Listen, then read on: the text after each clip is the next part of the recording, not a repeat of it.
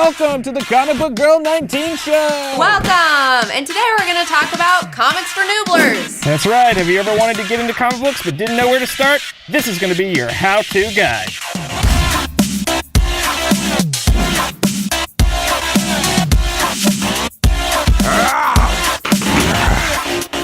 So, with the Avengers movie coming out and making like $1 quadrillion, the interest in comic books is higher than ever. 5 years ago, like 1 out of 100 people would know who the Avengers are. Now everybody knows who the Avengers are. Even my grandma knows what S.H.I.E.L.D. is. That's crazy. It's nuts. Well, let me tell you something, comic book girl. I am starting to get interested in comic books for inputs from my robot memory circuits.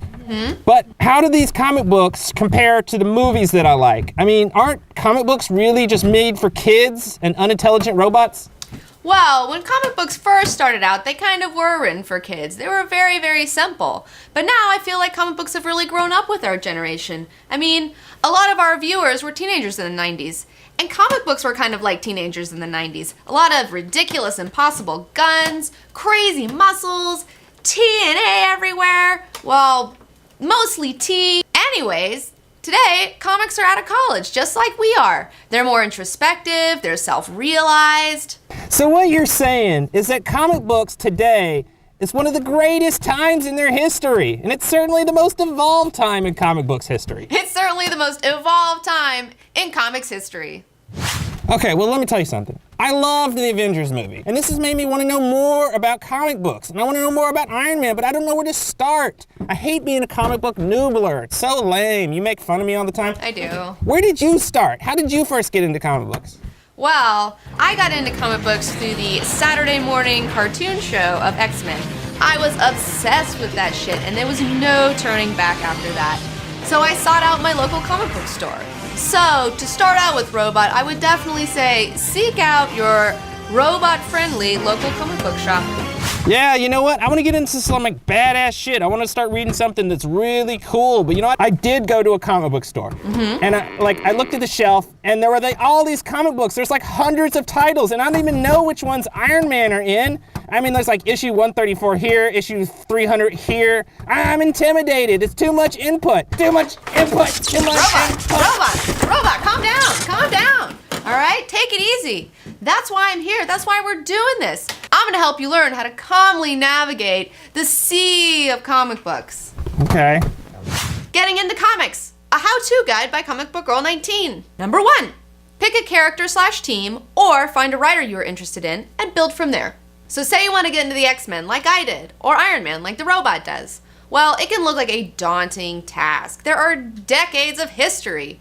Well, I know this sounds obvious, but Wikipedia is the perfect way to get caught up on a team or character's history without having to read like 50 years worth of shit. I mean, look, on Iron Man's Wikipedia, they talk about his conception, what he was up to in the 80s and 90s, the 2000s, and then it breaks it down even further with his role in recent Marvel events that you need to know about, such as Civil War and the Fear Itself storylines. I mean, if you want to read the shit from the 60s or Civil War, that's great. Go for it. Definitely pick up the essential books for the older stuff and the trades for the newer stuff. But if you don't have time and you just want to jump into what's going on right now, Wiki is the way to go. You can learn everything you need to know in like 30 minutes. Finding a writer you like is an awesome way to generally guarantee a pleasurable reading experience. And it may also introduce you to characters and teams that you never even expected to read. Take Grant Morrison, for example. I love that guy. His book, All-Star Superman, finally made me like Superman. I never liked that dickhead before Morrison. Also, he made me fall in love with Cyclops with his run on New X-Men. I have a crazed lust for Scott Summers now. When I was at the comic shop, the manager suggested I pick up Flex Mentallo because he knew that I dug Morrison. And I'll be damned if it wasn't the best comic I've ever read, okay? So check out my list of badass comic writers I've posted on my Facebook page to find your new favorite writer today.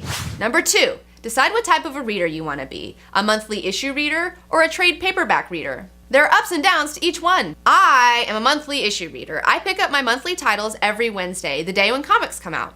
Right now is a great time to get into reading monthlies, especially with DC's New 52. You can pick up a trade of the first 6 issues, buy a few back issues, and bam, you'll be all caught up reading monthlies every month. Also, if you want to go all monthly, you have to find a local comic book shop that you like, one that gives you the good vibes, because there is a lot of crappy ones out there where people are weird and snooty, okay?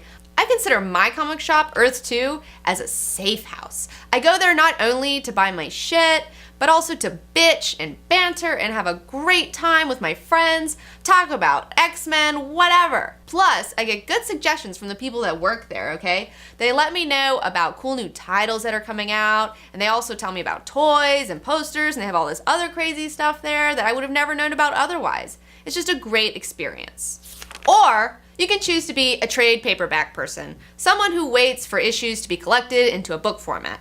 Trades usually contain about 6 issues or more, and omnibuses contain all the issues from a series.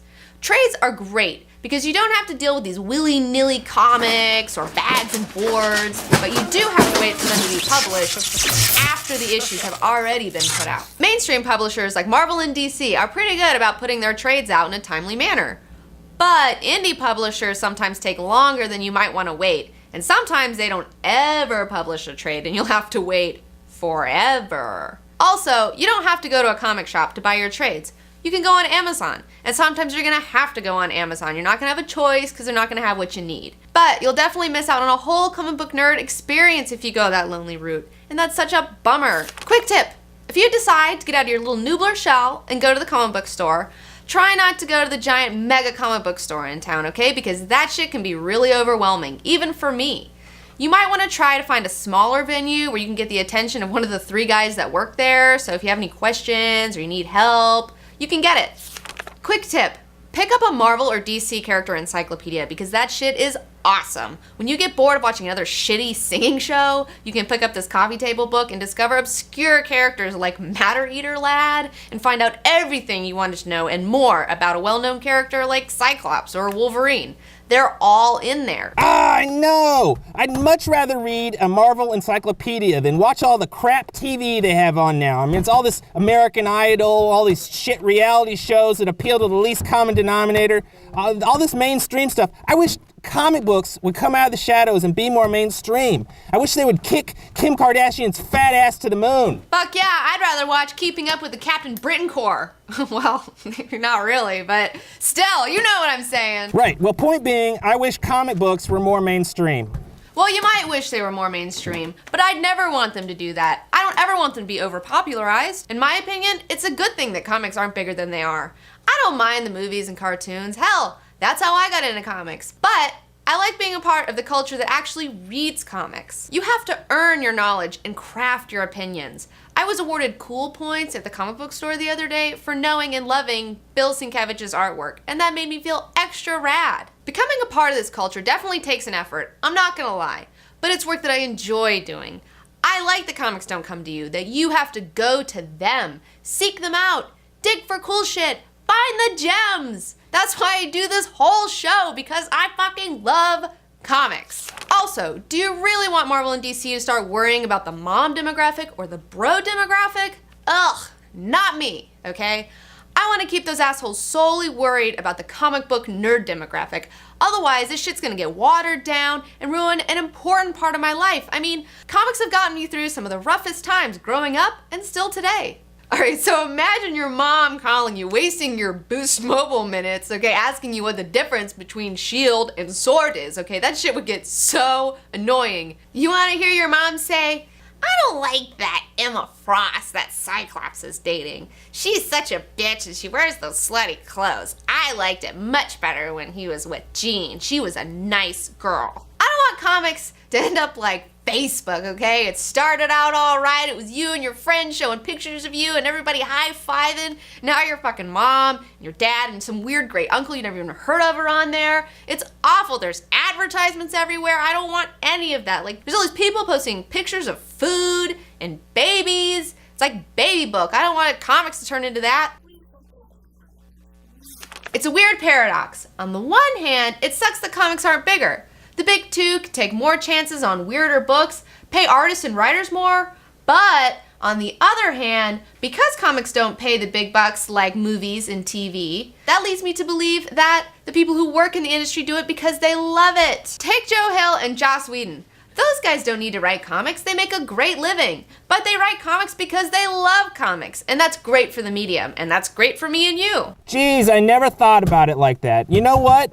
You've helped me out a lot today, Comic Book Girl 19. My robot circuits feel much better. You're welcome, Robot. I'm glad to be of service. And hey, everybody, don't forget to check out my mad guest co-hosting skills on Mask and Cape on Stan Lee's channel, World of Heroes. And also, don't forget to subscribe and check out my Facebook page and like that motherfucker. Next, I'm going to talk about my ex-crush, Kid Omega. Next up, I'm going to spotlight the awesomeness of Flex Mentallo and the brilliance of the Grant Morrison-Frank Quitely team-up. Cast your mind. Think about your mom calling you up, wasting your anytime minutes. Like assuming you have a shitty cell phone, you know?